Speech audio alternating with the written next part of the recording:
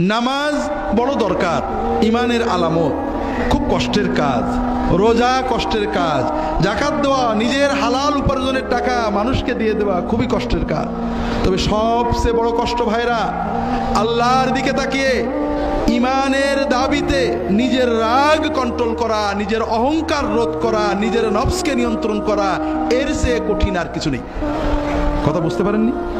নামাজ কষ্ট, রোজা কষ্ট, না রাগের মাথায় গাল না দিয়ে চুপ করে থাকা কষ্ট। ঠিক করে কোনটা কষ্ট? সকাল থেকে সন্ধ্যা পর্যন্ত মুসলমান 17 ঘন্টা 16 ঘন্টা 15 ঘন্টা না খেয়ে না পান করে ক্ষুধা পিপাসায় বুকের ছাতি ফাটিয়ে রোজা রাখে না?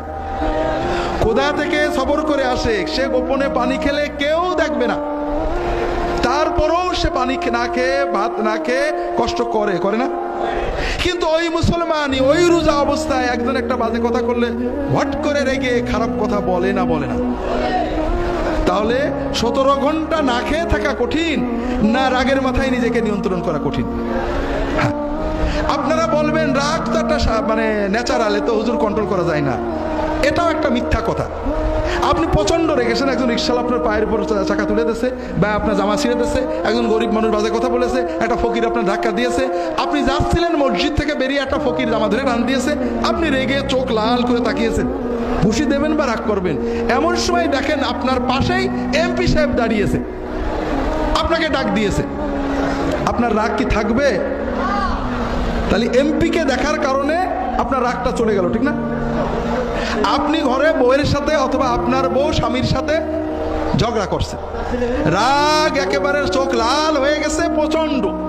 এমন সময় দেখেন ঠকঠক করে দরজায় কেউ কি করছে, ঠকঠক করছে, নক করছে। আপনি রাগে চোখ ফুলিয়ে কে বিরক্ত করে এই অসময়ে দরজা খুললেন, দরজা খুলে দেখেন আপনার বস দাঁড়িয়ে আছে, রাগ তো থাকবে?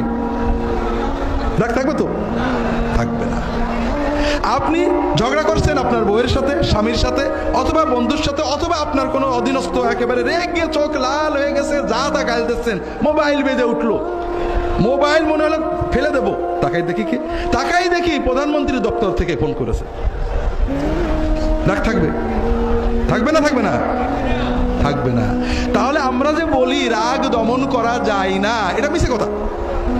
রাগ খুব দমন করা যায়। কথা হলো আপনি কাকে দেখে দমন করবেন? এমপিকে দেখে, বসকে দেখে, প্রধানমন্ত্রীর দপ্তরের মোবাইল দেখে, নাকি আল্লাহকে দেখে রাগ বন্ধ করবেন? এইটা হলো ঈমান।